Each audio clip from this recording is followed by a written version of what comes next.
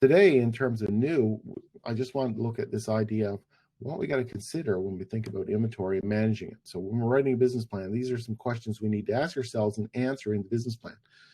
How are we going to handle our inventory is really a big thing, because inventory is a big, important asset that you have in your business, and banks particularly are going to want to know, what are you doing with that asset?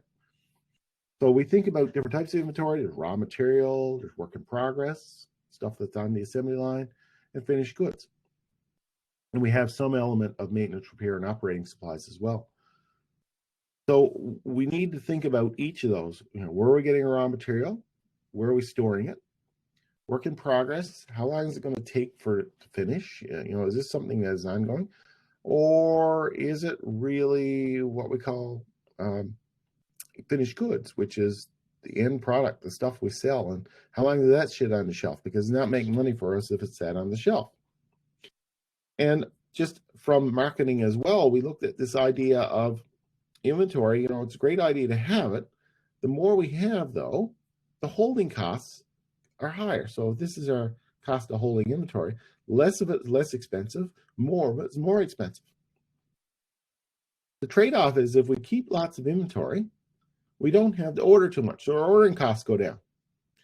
But if we keep a little bit of inventory, we're going to be ordering a lot more. So we got to find the sweet spot that's somewhere between maximizing ordering costs and maximizing our holding costs.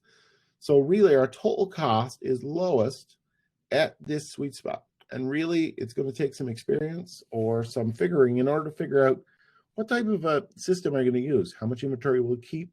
How much is inventory costing to hold? How much is ordering costing? And as I say, ordering costs have gone up quite a bit now as transportation costs have risen. So in order to manage inventory, I should make that, apologize, that should be white. It's really hard to see. And, technology has really helped here. And this is something small business people need to consider now. Okay, in terms of managing inventory, we got to make sure we got excellent record keeping, because our inventory is expensive. We don't know what we got on the shelf. It makes it very difficult. So we need packing lists, record keeping of it as it comes in, delivery receipts, issuance reports, shipping documentation. Depending on the type of product, that could be a lot of it, or if it's a relatively small amount of inventory, it won't be too much. We got to make sure that there's correct information on labels and tags. We got to make sure the stock room is well organized. And the thing is, it has to have limited access. Not everyone should have access to the stock room, because stuff can grow legs and disappear. And good housekeeping is important, meaning we don't have so much stock all over the place that we can't find anything. Storage units should hold a fixed standard amount of items. The large stores, Walmart, for example, their shelves are designed for the products on them, so that we know exactly how much is on the shelf by looking at the shelf. It's a much faster way to manage inventory.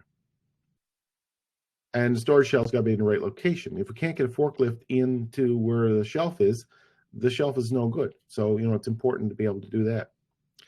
And we need to be able to periodically do inventory counts. And how can we do inventory counts? Normally we get 1,000 people in and we start counting stuff, and that's a challenge. Inventory is usually done by most small businesses once a year. You got to start counting bolts, nuts, things like that. And that can be a tedious job.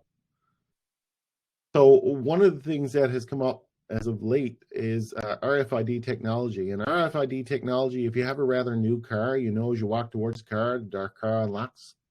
Or if you got a push button ignition, the car starts by just having the keys close. Or in the case of your house, your